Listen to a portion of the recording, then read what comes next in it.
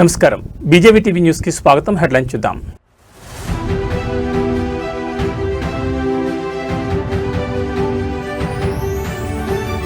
నేడు ఢిల్లీకి ముఖ్యమంత్రి రేవంత్ పార్టీ అగ్రనేతలతో సీఎం సమావేశం.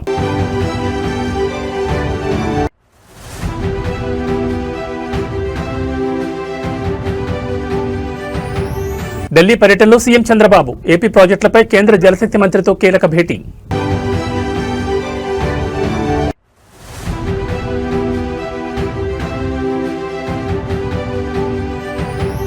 రేపీ తెలంగాణలో మున్సిపల్ ఎన్నికలు 3,000 మంది పోలీసులతో ఎన్నికల బందోబస్తు.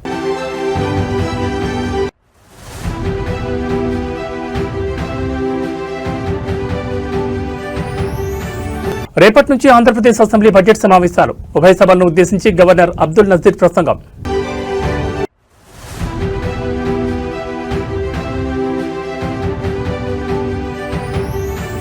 ఆక్రమణలపై హైడ్రా భారీ ఆపరేషన్. 700 కోట్ల ప్రభుత్వ భూమిని కాపాడిన హైడ్రా. ఇక వివరాలు చూస్తే తెలంగాణ ముఖ్యమంత్రి నేడు ఢిల్లీకి బయలుదేరి వెళ్లనున్నారు. ఈ రోజు మధ్యాహ్నం రేవంత్ రెడ్డి బయలుదేరే అవకాశం ఉంది. పార్టీ అగ్రనేతలతో రేవంత్ రెడ్డి సమావేశం కానున్నారు. మున్సిపల్ ఎన్నికలపై ఆయన చర్చించనున్నారు. కొందరు నేతలు పార్టీ నిర్ణయానికి వ్యతిరేకంగా పనిచేయడానికి కూడా అధిష్టానం దృష్టికి తీసుకెళ్లే అవకాశం ఉంది. అలాగే మున్సిపల్ ఎన్నికలకు సంబంధించిన అప్డేట్ ను కూడా పెద్దలకు ఇవ్వనున్నారు. దీంతో పాటు తెలంగాణలో జరగనున్న మరో ఉప ఎన్నిక గురించి కూడా పార్టీ పెద్దలతో చర్చించే ఛాన్స్ ఉందని చెప్తున్నారు. అయితే ఢిల్లీ వెళ్లే ముందు నేడు మంత్రులు నేతలతో సీఎం రేవంత్ జూమ్ మీటింగ్ నిర్వహించి మున్సిపల్ ఎన్నికల పరిస్థితిపై ఆరా తీయనున్నారు.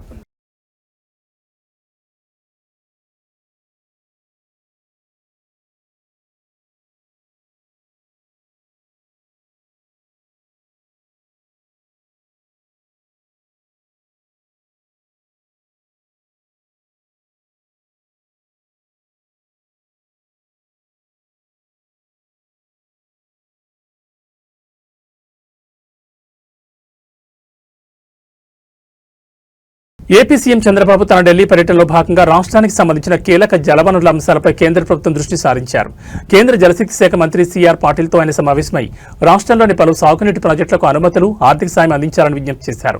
రాష్ట్ర ప్రయోజనాలు, రైతుల భవిష్యత్, త్రాగునీటి భద్రతకు ఈ ప్రాజెక్టులు ఎంతో ముఖ్యమని ఆయన కేంద్ర మంత్రికి సవివరంగా తెలియజేశారు. భేటీలో ప్రధానంగా రాష్ట్ర జీవనాడైన పోలవరం ప్రాజెక్టుకు సంబంధించిన పలు అంశాలను ముఖ్యమంత్రి ప్రస్తావించారు. ప్రాజెక్టు పనులకు ఆటంకంగా ఉన్న స్టాఫ్ వర్క్ ఆర్డర్ను శాశ్వతంగా ఎత్తివేయాలని కోరారు. కుడి ఎడమ కాలువల సామర్థ్యం పెంపు కారణంగా పెరిగిన వ్యయాన్ని రీయింబర్స్మెంట్ చేయాలని కోరారు. అలాగే భూసేకరణ, పునరావాసం వంటి పనులు చేపట్టాల్సిన ఫేజ్ 2కు అదనంగా సుమారు 32,000 కోట్ల నిధులు అవసరమని, వాటిని వెంటనే మంజూరు చేయాలని విజ్ఞప్తి చేశారు. అనంతరం గోదావరి వరద జలాలను రాయలసీమ వంటి వర్షాభావ ప్రాంతాలకు తరలించే లక్ష్యంతో ప్రతిపాదించిన పోలవరం నల్లమల సాగర్ లింక్ ప్రాజెక్టు గురించి వివరించారు. జాతీయ నదుల అనుసంధానం విధానంలో భాగంగా ఈ ప్రాజెక్టుకు అనుమతులిచ్చి సాంకేతిక ఆర్థిక సహాయం అందించాలని కోరారు. అంతర్రాష్ట్ర జల వివాదాల పరిష్కారంపై సీఎం చంద్రబాబు దృష్టి సారించారు. ఆంధ్రప్రదేశ్, ఒడిశా మధ్య ఉన్న వంశధార నదీ జలాల వివాదాన్ని పరిష్కరించేందుకు ట్రిబ్యునల్ తుది నివేదికను వెంటనే గెజెట్లో ప్రచురించాలని, తద్వారా నేరడి బ్యారేజ్ నిర్మాణానికి మార్గం సుగమం చేయాలని కోరారు. అలాగే ఏపీ, తెలంగాణ మధ్య గోదావరి జలాల పంపకంపై వివాదం కొనసాగుతున్న నేపథ్యంలో దీని పరిష్కారానికి తక్షణమే గోదావరి నీటి వివాదాల ట్రిబ్యునల్ ఏర్పాటు చేయాలని విజ్ఞప్తి చేశారు. ఎగువ కృష్ణాపై కర్ణాటక ప్రభుత్వం చేపట్టిన ఆల్మట్టి డ్యాం ఎత్తు పెంపు ప్రతిపాదనపై ఏపీ అభ్యంతరాలను బలంగా వినిపించారు. డ్యాం ఎత్తు పెంచితే దిగువన ఉన్న ఏపీకి నీటి ప్రవాహంపై తీవ్ర ప్రభావం పడుతుందని ఆందోళన వ్యక్తం చేశారు. రేపు తెలంగాణలో మున్సిపల్ ఎన్నికల పోలింగ్ జరగనుంది. మొత్తం 12,993 మంది అభ్యర్థులు ఎన్నికల బరిలో ఉన్నారు. 7 మున్సిపల్ కార్పొరేషన్లలో 414 వార్డులకు రేపు ఎన్నికలు జరగనున్నాయి. 116 మున్సిపాలిటీల్లో 2,582 వార్డుల్లో ఎన్నిక రేపు జరగనుంది. మొత్తం 7 కార్పొరేషన్లు, 116 మున్సిపాలిటీల్లో ఎన్నికల నిర్వహణ కోసం నేడు పోలింగ్ కేంద్రాలకు బ్యాలెట్ బాక్సులు తరలించనున్నారు. రాష్ట్రంలో ఒకే విడత ఈ ఎన్నికలు నిర్వహించనున్నారు. మొత్తం 52.43 లక్షల మంది ఓటర్లు తమ ఓటు హక్కును వినియోగించుకోనున్నారు. రేపటి పోలింగ్ సంబంధించి రాష్ట్ర వ్యాప్తంగా మొత్తం 8,203 పోలింగ్ కేంద్రాలు ఏర్పాటు చేశారు. అన్ని పోలింగ్ కేంద్రాల్లో వెబ్ కాస్టింగ్ ఏర్పాటు చేయాలని రాష్ట్ర ఎన్నికల కమిషన్ అధికారులను ఆదేశించింది.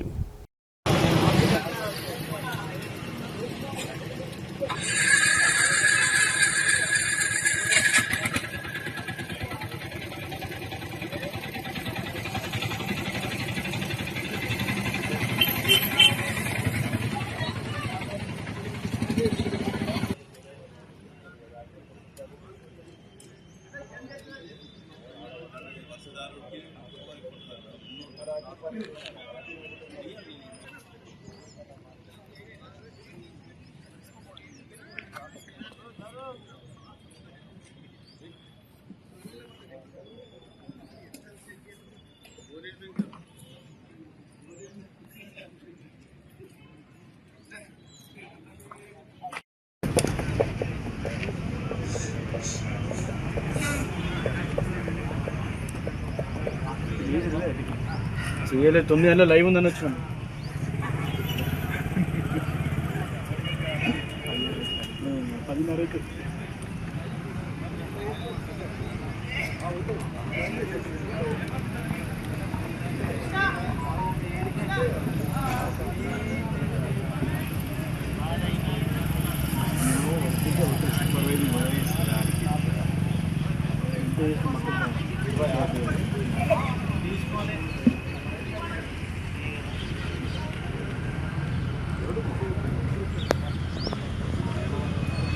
రేపటి నుంచి ఆంధ్రప్రదేశ్ అసెంబ్లీ బడ్జెట్ సమావేశాలు జరగనున్నాయి. రేపు ఉదయం 10 గంటలకు బడ్జెట్ సమావేశాలు ప్రారంభం కానున్నాయి. ఉభయ సభలను ఉద్దేశించి గవర్నర్ అబ్దుల్ నజీర్ ప్రసంగించనున్నారు. బడ్జెట్ సమావేశాలు ఎన్ని రోజులు నిర్వహించాలన్న దానిపై తర్వాత జరిగే బీఎస్సీ సమావేశంలో చర్చించి నిర్ణయం తీసుకోనున్నారు. ఈసారి భారీగా బడ్జెట్ను శాసనసభలో ప్రవేశపెట్టేందుకు అధికారులు ఇప్పటికే కసరత్తులు ప్రారంభించారు.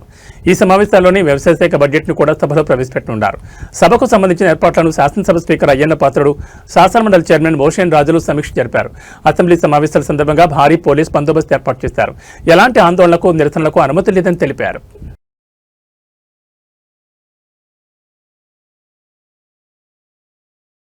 నగరంలో ప్రభుత్వ భూముల ఆక్రమణలపై హైడ్రా ముప్పేట దాడి చేస్తూ కబ్జాదారులకు 3 చెరువులు నీళ్లు తాగిస్తోంది. తాజాగా కొండాపూర్, మదీనాగూడ పరిధిలో కబ్జా గురైన సుమారు 700 కోట్ల విలువైన ప్రభుత్వ భూమిని అధికారులు స్వాధీనం చేసుకున్నారు. శేర్లింగంపల్లి మున్సిపల్ కార్యాలయం నుంచి మదీనాగూడ వెళ్లే మార్గంలో ఉన్న జంగమునికుంట అనే స్థానిక కుంట భూమిపై కబ్జాదారుల కన్నుపడింది. సుమారు 4 ఎకరాల విస్తీర్ణంలో ఉన్న ఈ కుంటను అక్రమార్కులు మట్టితో పూడ్చివేసి ఏకంగా చదును. అనంతరం అదే భూమిని ఫ్లాట్లుగా విభజించి విక్రయించడానికి అన్ని ఏర్పాట్లు పూర్తి చేశారు. ఈ అక్రమ కబ్జాపై స్థానికుల నుంచి పెద్ద ఎత్తున ఫిర్యాదులు రావడంతో హైడ్రా అధికారులు రంగంలోకి దిగారు. క్షేత్రస్థాయిలో విచారణ చేపట్టిన అధికారులు అది ప్రభుత్వ కుంట భూమి అని నిర్ధారించుకున్నారు. వెంటనే ఆపరేషన్ చేపట్టి ఆక్రమణను తొలగించి కుంట చుట్టూ రక్షణగా ఫెన్సింగ్ ఏర్పాటు చేశారు. అనంతరం కబ్జాదారులపై రెవెన్యూ అధికారులు పోలీసులకు ఫిర్యాదు చేయగా క్రిమినల్ కేసులు నమోదు చేసి దర్యాప్తును వేగవంతం చేశారు.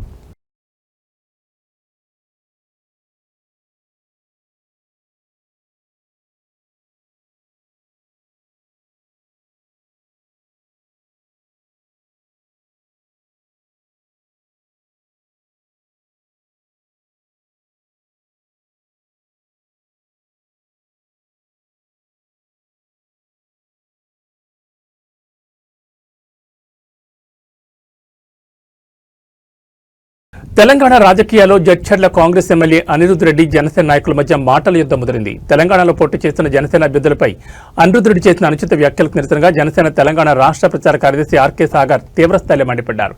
ఈ మేరకు ఇవాళ ఆయన ఒక వీడియోను విడుదల చేశారు. ఈ సందర్భంగా సాగర్ మాట్లాడుతూ ఇటలీలో పుట్టిన సోనియా గాంధీ నాయకత్వంలో పనిచేస్తున్న మీకు తెలంగాణ బిడ్డలను ప్రశ్నించే నైతిక హక్కు ఎక్కడిది అని ఘాటుగా ప్రశ్నించారు. తెలంగాణ మట్టిలో పుట్టి ఇక్కడి ప్రజల కోసం పోటీ చేస్తున్న జనసేన అభ్యర్థుల గురించి మాట్లాడేటప్పుడు మతిస్థిమితం ఉండాలని హితో పలికారు. జనసేన అధినేత పవన్ కళ్యాణ్ వ్యక్తిత్వం, రాజకీయ పోరాటం గురించి మాట్లాడే స్థాయి అనిరుద్ రెడ్డికి లేదని సాగర్ స్పష్టం చేశారు. అసలు అనిరుద్ రెడ్డి ఎమ్మెల్యేగా ఎలా గెలిచారో నియోజకవర్గ ప్రజలకే అర్థం కావడం లేదన్నారు. ప్రజల కష్టం వస్తే ఆదుకునే గుణం పవన్ కళ్యాణ్ దని కామెంట్ చేశారు. ఎమ్మెల్యేగా గెలిచిన అనిరుద్ రెడ్డి తన జీవితంలో ఎప్పుడైనా సొంత డబ్బులతో ఒక్క పెద్దవాడికైనా సాయం చేశారని సాగర్ నిలదీశారు. అనిరుద్ రెడ్డి తన నోట్ను అదుపులో పెట్టుకోకపోతే తెలంగాణ ప్రజలు, జన సైనికులు తగిన రీతిలో బుద్ధి చెప్తారని హెచ్చరించారు. ప్రజా సమస్యలపై పోరాటం చేతకాని వారు ఇలాంటి పిచ్చి వ్యాఖ్యలు చేస్తూ పబ్బం గడుపుకుంటున్నారని సాగర్ తీవ్రస్థాయిలో విమర్శించారు. ఈరోజు అనిరుద్ రెడ్డి కాంగ్రెస్ పార్టీ శాసనసభ్యుడు మతిస్థిమితం లేకుండా పిచ్చి పిచ్చిగా మాట్లాడుతున్నాడు. ఈయన శాసనసభ్యుడు అన్నాడు కూడా నాకు మనసు రావట్లేదు. అసలు ఈయన ఎమ్మెల్యే ఎలా అయ్యారో కూడా అర్థం కావట్లేదు. తెలంగాణలో పుట్టి, తెలంగాణలో పెరిగి, తెలంగాణలో పోటీ చేసే అభ్యర్థుల గురించి ఈయన పిచ్చి పిచ్చిగా మాట్లాడుతున్నారు. సిగ్గుండాలా? అసలు మీకు సిగ్గుందా? ఎక్కడో ఇటలీ కాంగ్రెస్ పార్టీ అధ్యక్షురాలు సోనియా గాంధీ గారి అధ్యక్షతన మీరు పోటీ చేస్తున్నారు. మీకు సిగ్గుందా? ఒకసారి ఆలోచించుకోండి. మీకు రాజ్యాంగ విలువలు, ప్రజాస్వామ్యం తెలియకుండానే ఎమ్మెల్యే అయిపోయారు. ఎవరు ఎక్కడి నుంచి అయినా పోటీ చేయొచ్చు, ఆ మాత్రం తెలియకుండా ఎమ్మెల్యే అయిపోయారు. మేము తెలంగాణలో 336 మందికి, బడుగు బలహీన వర్గాలు, అతి సామాన్యులకి, పోరాట స్ఫూర్తి ఉన్న వాళ్ళకి, హక్కుల కోసం పోరాడే వాళ్ళకి టికెట్లు ఇచ్చాం. మీరు ఎలాంటి వాళ్ళకి ఇచ్చారో మీకే తెలుసు. ఆర్థికంగా లేకపోయినా గుండె ధైర్యంతో పోరాడుతున్నారు జనసేన కార్యకర్తలు. ఇక్కడ పవన్ కళ్యాణ్ గురించి మాట్లాడే అర్హత నీకుందా? నీ జీవితంలో ఎప్పుడైనా నీ స్వంత మనీ తీసి నీ నియోజకవర్గ ప్రజలకు ఇచ్చావా? పవన్ కళ్యాణ్ గారు పదవిలో ఉన్నా లేకపోయినా సరే ఆయన స్వంత మరిని కుటుంబాన్ని పక్కన పెట్టి సరి అందరికీ తన స్వంత కష్టాజితాన్ని పనిచేశారు ఎప్పుడో. అలాంటి ఆయన పట్టుకొని పిచ్చి పిచ్చి మాటల యాక్టరు ప్యాకేజు, ఒక దేశ ప్రధానమంత్రిని పట్టుకొని పిచ్చి పిచ్చి మాటల నువ్వేమేమిలేవా? నీకేదైతే ప్రజలు ఓటేసి గెలిపించారో వాళ్ళ అభివృద్ధి కోసం వాళ్ళ సంక్షేమం కోసం పాటుపడు, అంతేగాని ఇలా పిచ్చి పిచ్చి మాటలు మాట్లాడి ఈ ఎమ్మెల్యేకి పదవికి ఉన్న గౌరవాన్ని తగ్గించరు. నీ వల్ల మిగతా ఎమ్మెల్యే కూడా చెడ్డ పేరు వస్తుంది. ఇక్కడ నుంచి ఇలాంటి మాటలు మాట్లాడితే ఇతర పార్టీలు కాదు, నీ పార్టీ వాళ్ళే హర్షించారు. గుర్తుపెట్టుకో మిస్టర్ అనిరుద్ధ్ రెడ్డి, నీ కార్యకర్తలు వచ్చి కొట్టేస్తారు ఇంట్లో నిన్ను. మాజీ మంత్రి అంబటి రాంబాబు క్వాష్ పిటిషన్పై నేడు ఆంధ్రప్రదేశ్ హైకోర్టులో విచారణ జరగనుంది. నగరంపాలెం పోలీసులు నమోదు చేసిన కేసును క్వాష్ చేయాలని అంబటి రాంబాబు పిటిషన్ వేశారు. ఈ కేసులో అంబటి రాంబాబు నిందితుడిగా ఉన్నారు. ఆంధ్రప్రదేశ్ ముఖ్యమంత్రి చంద్రబాబు దూషించిన కేసులో అంబటి రాంబాబుకు బెయిల్ లభించింది. అయితే మెడికల్ కళాశాలల ప్రైవేటీకరణకు సందర్భంగా పోలీసుల విధులకు ఆటంకం కలిగించారన్న కేసుపై ఈ నెల 22వ తేదీ వరకు రిమాండ్ విధించింది. తనపై రాష్ట్ర వ్యాప్తంగా నమోదైన కేసులను క్వాష్ చేయాలని వేసిన పిటిషన్లను కూడా హైకోర్టు విచారణ చేసి మార్చి 2వ తేదీకి వాయిదా వేసింది. నగరంపాలెం కేసు క్వాష్ పిటిషన్పై నేడు హైకోర్టులో విచారణ జరగనుంది. ఎక్స్క్లూజివ్ గా నేను చూపిస్తున్నాను. అంబటి రాంబాబు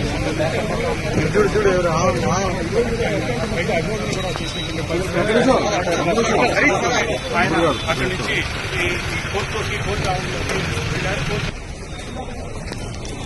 సార్ ఇటు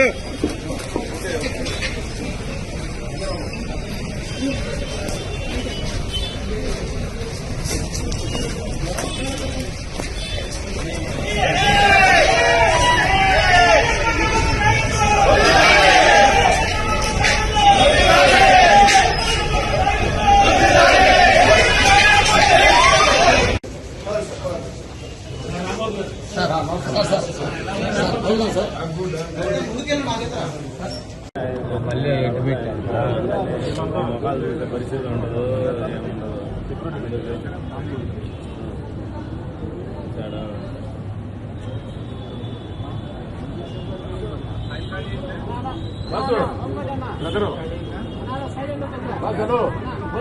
మీరు కొంచెం అడ్డు మాకు సైడ్ ఇవ్వండి.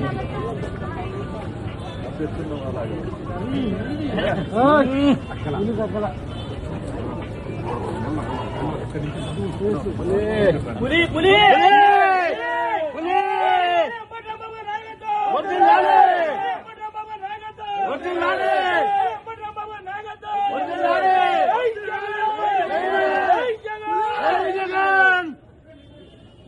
జంట హత్యల కేసులో అభియోగాలు ఎదుర్కొంటున్న వైసీపీ నేత మాచర్ల మాజీ ఎమ్మెల్యే పిన్నెల్లి రామకృష్ణారెడ్డితో పాటు ఆయన సోదరుడు పిన్నెల్లి వెంకటరామరెడ్డికి గురజాల కోర్టులో పోరాట లభించింది. వారు దాఖలు చేసిన బెయిల్ పిటిషన్ను న్యాయస్థానం తిరస్కరించింది. పల్నాడు జిల్లా వెల్దుర్తి మండలం కొండ్లపాడు గ్రామంలో గత ఏడాది మే 24న టీడీపీ నేతలు జీవిశెట్టి వెంకటేశ్వర్లు, జీవిశెట్టి కోటేశ్వరరావుల జంట హత్యల కేసులో పిన్నెల్లి రామకృష్ణారెడ్డి, వెంకటరామరెడ్డి, వెంకటరెడ్డి నిందితులుగా ఉన్నారు.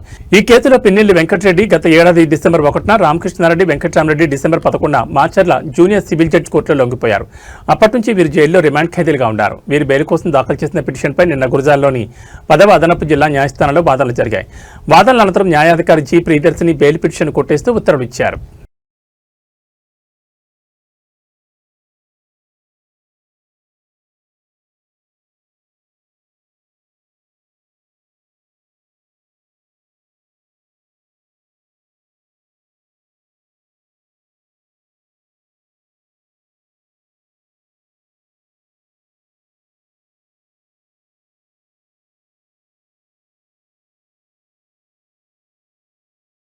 ఎన్నికల ఖర్చులు ఒత్తిడి తట్టుకోలేక మున్సిపల్ ఎన్నికల్లో వార్డు కౌన్సిలర్గా పోటీ చేసిన ఓ అభ్యర్థి ఆత్మహత్య చేసుకున్న ఘటన మంగళవారం తెల్లవారుజామున నారాయణపేట జిల్లా మక్తల్లో చోటు చేసుకుంది. ఇందుకు సంబంధించి స్థానికులు తెలిపిన వివరాల ప్రకారం మక్తల్ మున్సిపాలిటీ 6వ వార్డు ఎస్టీలకు రిజర్వ్ కావడంతో ప్రధాన పార్టీలు ముగ్గురు సొంత అన్నదమ్ములనే రంగంలోకి దించాయి. ఇందులో భారతీయ జనతా పార్టీ నుండి మహాదేవ్, కాంగ్రెస్ నుంచి అతడి అన్న పోటీలో ఉండగా బీఆర్ఎస్ నుంచి పోటీ చేసిన వారి తమ్ముడు నామినేషన్ ఉపసంహరణ రోజున పోటీ నుంచి తప్పుకున్నాడు. పోటీలో ఉన్న ఇద్దరు అన్నదమ్ములు ముమ్మరంగా ప్రచారం నిర్వహించారు. అయితే నిన్నటి నుంచి డబ్బు, మద్యం పంపిణీ జరుగుతుండటంతో